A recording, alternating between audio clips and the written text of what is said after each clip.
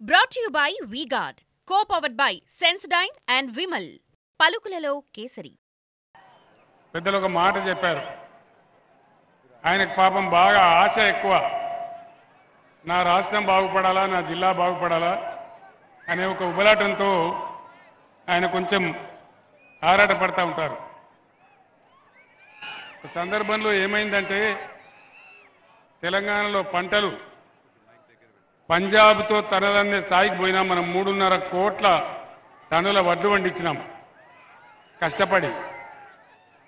కేంద్ర ప్రభుత్వం మొండికేసింది, మేము ధాన్యం కొనం.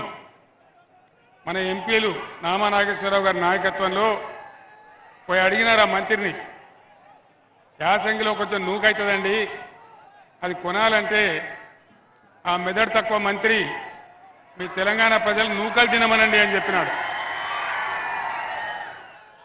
దాంతో అందరం కూడా ఏమైందా తమ్ముడు ప్లీజ్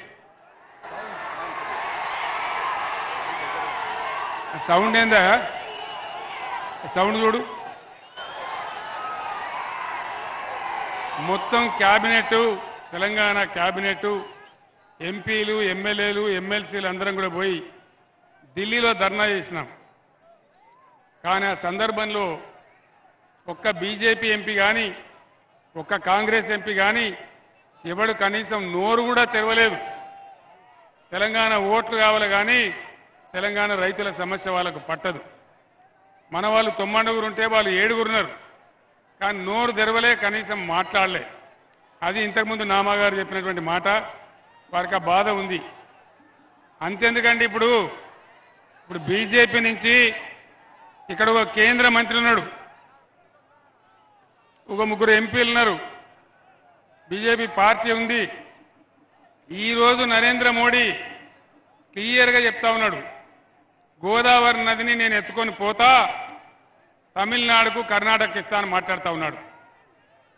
ఒక్కడన్నా మాట్లాడుతున్నాడా? కేంద్ర మంత్రి కిషన్ రెడ్డి మాట్లాడుతున్నాడా?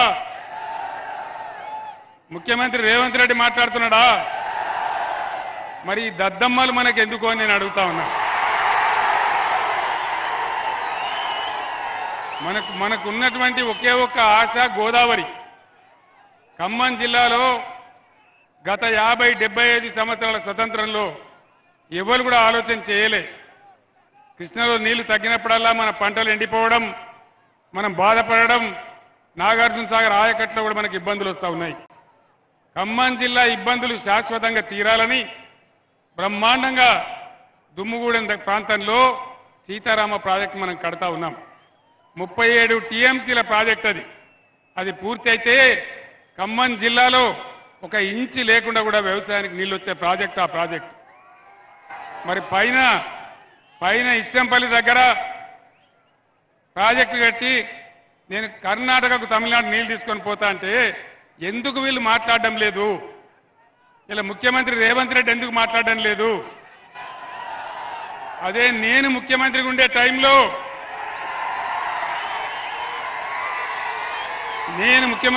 టైంలో నరేంద్ర మోడీ గారు ఇదే ప్రతిపాదన తెచ్చిండు.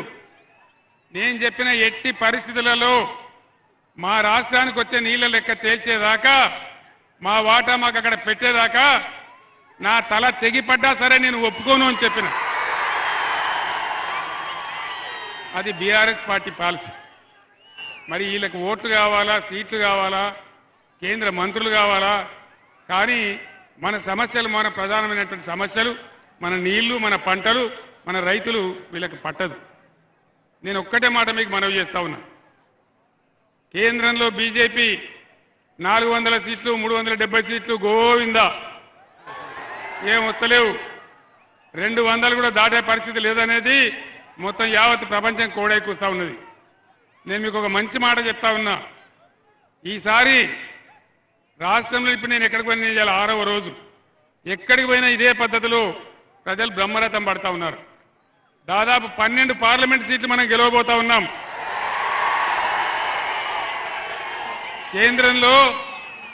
కేంద్రంలో సంకీర్ణ ప్రభుత్వం రాబోతా ఉంది. అప్పుడు ఏం జరుగుతుంది? మీరు నామాగారిని ఎంపీకి గెలిపిస్తే ఆ సంకీర్ణ ప్రభుత్వంలో నామా గారు కేంద్ర మంత్రి అవుతాడని మనం చేస్తా ఉన్నాం. అంత brought you by V Guard, co powered by Sensodyne and Vimal. పలుకులలో కేసరి.